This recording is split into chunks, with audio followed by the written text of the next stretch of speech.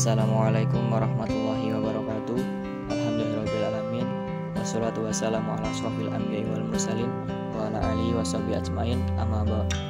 Pada kesempatan kali ini saya akan menceritakan sebuah kisah tentang keberangkatan Syekh Nawawi menuju ke pesantren yang diambil dari sebuah buku karya Bapak Samsul Munir dengan judul Karomah Para Wali.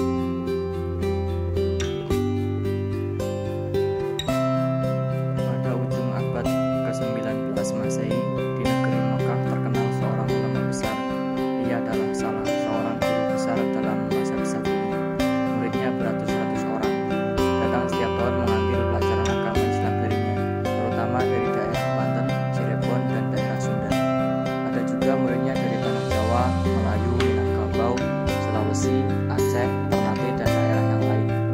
Banyak ia menulis kitab-kitab agama Islam, terutama dalam bahasa Arab, sehingga terkenallah namanya sampai ke Mesir, Syria, Turki, dan Hindustan. Bahkan hampir seluruh dunia Islam mengenal namanya. Ia pernah diundang ke Mesir, dan di sana disambut oleh para ulama Mesir dengan sambutan penuh penghormatan. Ulama besar tersebut adalah Syekh Nawawi Al-Bandani Al-Jawi. Demikian terkenalnya Syekh Nawawi sampai namanya tercantum dalam Kamus Al-Munjid, sebuah ensiklopedi bahasa Arab yang sangat prestisius karya Wais Ma'lum. Putra-putra Banten sendiri sudah belajar ke Mekah. Syekh Nawawi lah yang dituju, sebab Syekh Nawawi pun mengajar dalam bahasa Sunda. Dan bila telah mendapat ijazah darinya, mereka pun pulang ke Banten, lalu mengajar, mendirikan pondok pesantren dan madrasah.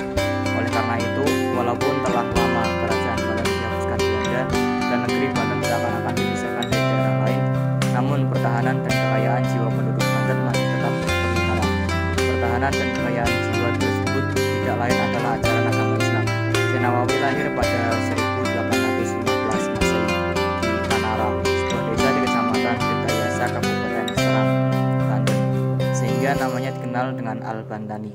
Ia wafat pada 1897 Masehi di Makkah Al-Mukarramah. Dikisahkan pada usia 5 tahun, Syekh Nawawi sudah mendapat bimbingan pelajaran dari ayahnya, Kiai Umar. Pelajaran yang didapatnya mula-mula adalah ilmu-ilmu dasar agama Islam dan bahasa Arab. Pelajaran itu kira-kira berlangsung sampai 3 tahun lamanya. Setelah mendapat dasar-dasar pengetahuan agama, ketiga bersaudara Nawawi bersama Tamim dan Ahmad melanjutkan pelajarannya kepada Haji Sahal, seorang guru terkenal di Banten pada waktu itu. Dari Haji Sahal, mereka bertiga meneruskan pendidikannya kepada Raden Haji Yusuf, seorang ulama terkenal di daerah Purwokerto, dekat Karawang, Snow. Menyebut bahwa Raden Haji Yusuf adalah seorang ulama yang menarik perhatian para pelajar yang berkelana ke seluruh Jawa, terutama dari Jawa bagian barat. Menurut Haidar, sebelum menuntut ilmu, Syekh Nawawi yang pada waktu itu berusia 8 tahun terlebih dahulu meminta doa dan restu kepada sang ibu, Nyai Zubaidah, ibunya. Kemudian melepas keperdikan Syekh Nawawi dengan hati penuh ikhlas dan berharap agar anak-anaknya memperoleh ilmu yang bermanfaat. Aku doakan dan aku restui kepergianmu mengaji, ucap ibunya seraya mengelus rambut anaknya. Dengan satu syarat, jangan kalian pulang sebelum kelapa yang sengaja aku tanam ini berubah. Nawawi, Tamim, dan Ahmad berpamitan sambil mencium tangan ibunya. Segera mereka pun berangkat menuju pesantren untuk menuntut ilmu pengetahuan. Ketika Syekh Nawawi telah merasa cukup menuntut ilmu dari pesantren Raden Haji Yusuf, dia mengirim kabar terlebih dahulu kepada ibunya. Syekh Nawawi senantiasa teringat pesan ibunya agar jangan pulang terlebih dahulu sebelum pohon kelapa yang ditanam ibunya berubah. Lama Syekh Nawawi menanti jawaban dari ibunya, namun ternyata tak kunjung datang dua jawabannya.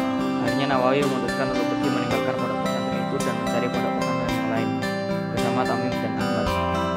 Ketiganya kemudian sampai di pondok pesantren di daerah Cikampek, Jawa Barat untuk belajar lughat bahasa Arab.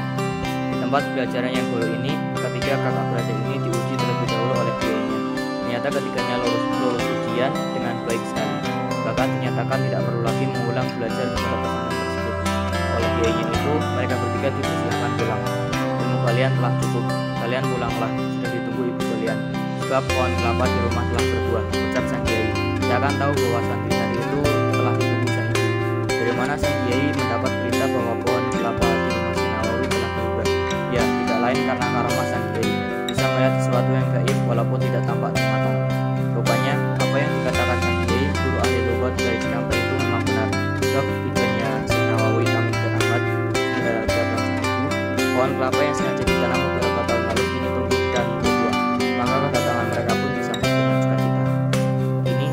Nawawi kembali ke desa kelahirannya, Tanara.